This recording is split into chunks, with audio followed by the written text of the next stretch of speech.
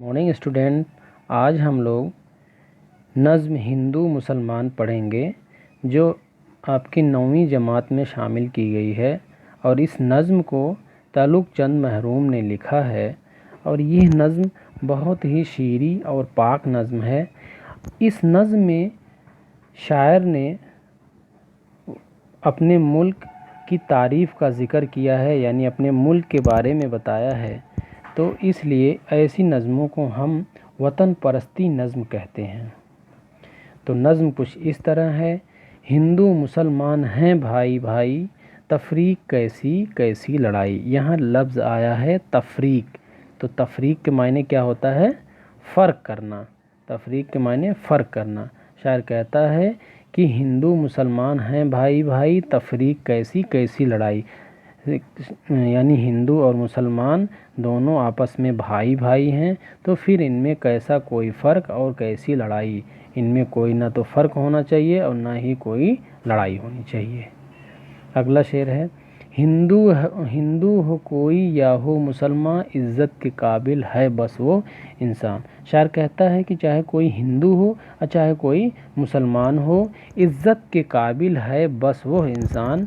यानी कि इज़्ज़त के काबिल बस वही इंसान है। शायर आगे ज़िक्र कर रहा है कि नेकी हो जिसका कार नुमाया, यानी कि जिसका काम नेकी करना हो। कार नुमाया क्या है? कार नुमाया का मायने होता है ऐसा काम जिससे लोगों को फ़ायदा पहुँचे, फला का काम, भलाई का काम, बड़ा काम, अच्छा काम।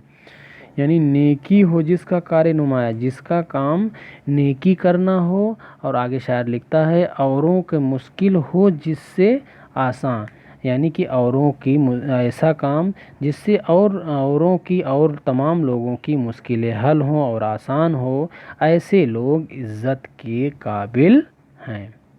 फिर आगे शायर कहता है कि हर एक से नेकी सबसे भलाई, और वो इंसान हर एक आदमी से नेकी करे और सबकी भलाई करे। हिंदू मुसलमान सब भाई भाई हैं, यानी कि सारे हिंदू इस मुल्क में रहने वाले सारे हिंदू और मुसलमान सब आपस में भाई भाई हैं। दोनों का मस्कन हिंदुस्तान है। यहाँ लफ्ज़ आया है मस्कन, न सॉरी छोटी सीन है, मस्कन। दोनों का मस्कन हिंदुस्तान है, यानी दोनों का मस्कन के मायने होता है रहने की जगह।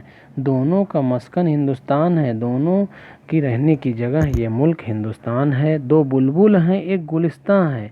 शायर यहाँ कितनी बड़ी बात कह रहा है। शायर कह रहा है कि दो बुलबुल हैं। शायर कह रहा है कि यहाँ बुलबुल किसको बताया है? हिंदू और मुसलमान को। और गुलशन किसको बताया है? मुल्क हिंदुस्तान को। यानी शायर कह रहा है कि दो बुलबुल हैं एक गुलिस्तान है। यानी इस बाग में, इस बागीचे में, मुल्क के मानिंद बागीचे में दो बुलबुल रहते हैं। कौन कौन? हिंदू और मुसलमान। एक सरजमी है एक आसमां है। शायर कहता है कि एक सरजमी है और एक आसमां है।